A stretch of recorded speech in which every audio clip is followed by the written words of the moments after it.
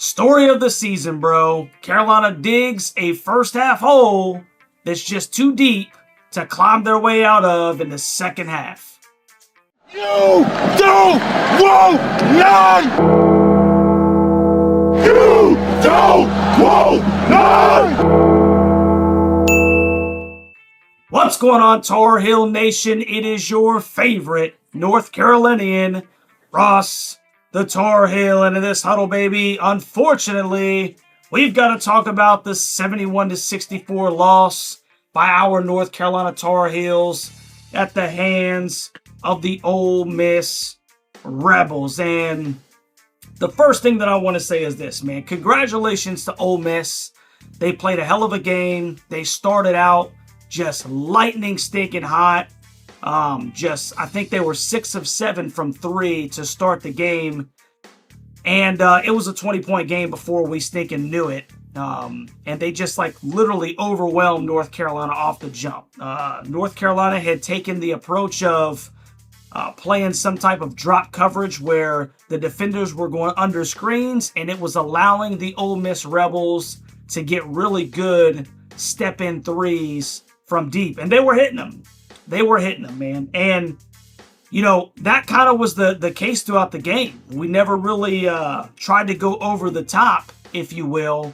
And that's one of the reasons why Ole Miss got out to that huge 44-26 halftime lead.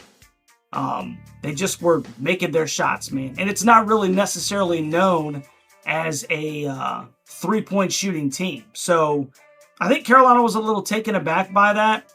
And, coupled with Ole Miss hitting shots, coupled with the drop coverage where they were going under screens, and coupled with the fact that, even the commentators were saying that the defensive tenacity that they showed against San Diego State was just not present in that first half, man. And, as North Carolina fans, we've seen this time and time again this year. I don't know what was kind of the issue where Carolina just doesn't come out with I'm not going to say good energy as much as it's just a lack of focus and attention to detail.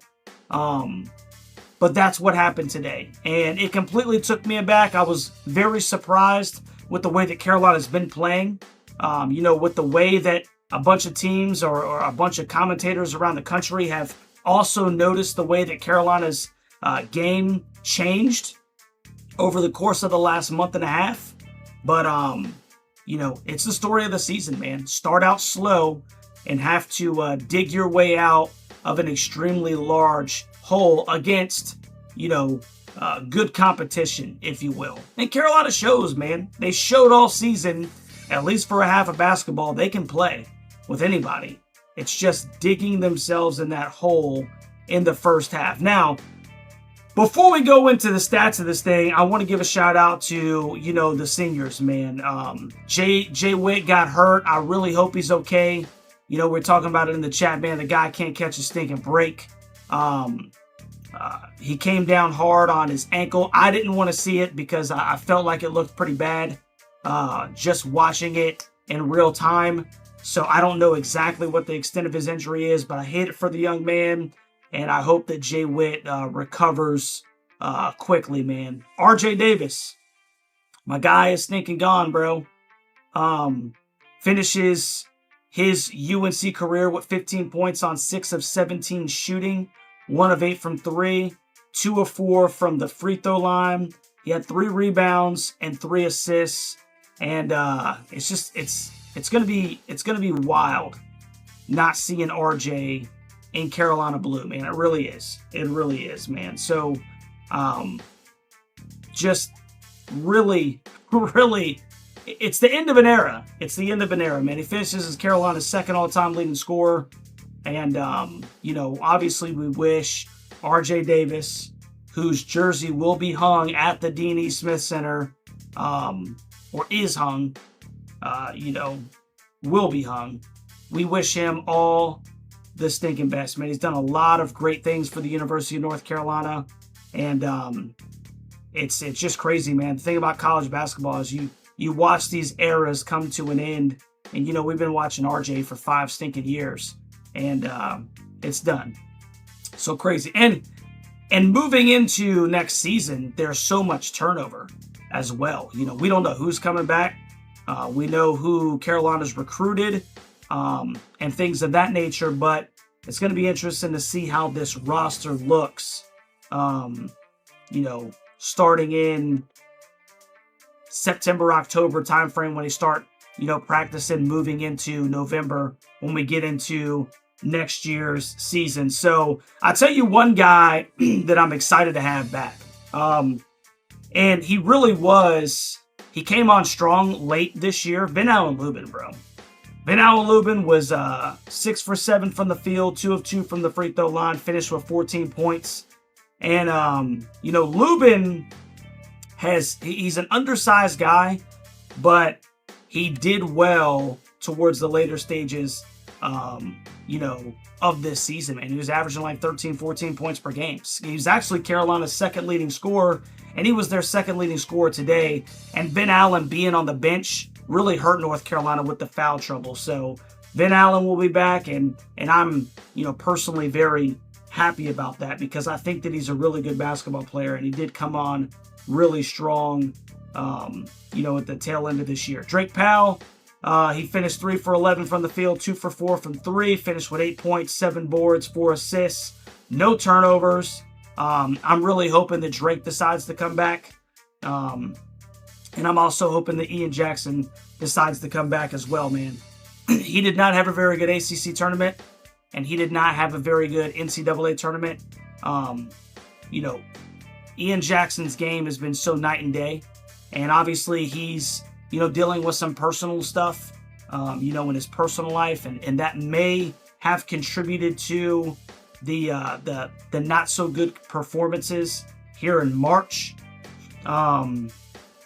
But I'm really hoping that Ian Jackson comes back as well, man, because he finished 0 for 3 from the field, 0 for 2 from 3, 1 of 2 from the free throw line, and he had a whopping 1 point. So, just did not have a good ACC or NCAA tournament from my guy Ian Jackson, man. And I'm hoping that Seth Trimble comes back as well. He was 3 for 8 from the field, 0 for 3 from 3, but he had a couple of really good strong takes to the bucket, finished 3 for 3 from the free throw line, only 9 points. But, Seth has had his fair share of good games as well. Sean Padula scored 20 points, man. 7 of 14 from the field, 2 of 4 from 3, 4 of 5 from the free throw line. And the kid showed out towards the end of the game, man. He actually, he killed Carolina, man. And some of it was self-inflicted, but the kid was making shots, and you got to give him some kudos for that. Dre Davis had 15. He was strong against the Heels early, kind of helped really put Ole Miss out there in front by a good margin. And then, Brakefield also had a pretty good game with 12. Ole Miss is a good team, man. Ole Miss is a good team. I'm still not, personally convinced that they're a better team than North Carolina. But it's so hard to tell, because Carolina does this, man. First half, no show. Second half, they turn up, and it's just not enough to sneak and make the comeback. Carolina finished the game 38.1% from the field, 20.8% from 3, only 68.8% from the free throw line. Ole Miss shot 44.4% from the field, 40% from 3, and only 65.2% from the free throw line. So they left some points out there at the charity stripe as well, man. So once again, the story of Carolina's season. Dig yourself in a hole that is just too deep for you to stink and climb out of. And I am really hoping that next year we don't have to have these epic HD halftime stinking talks, where the kids got to come out here and play catch up like this, man. It's super frustrating because I do think that this is a talented basketball team. They finished the season at 23-14. I think that they're more talented than that.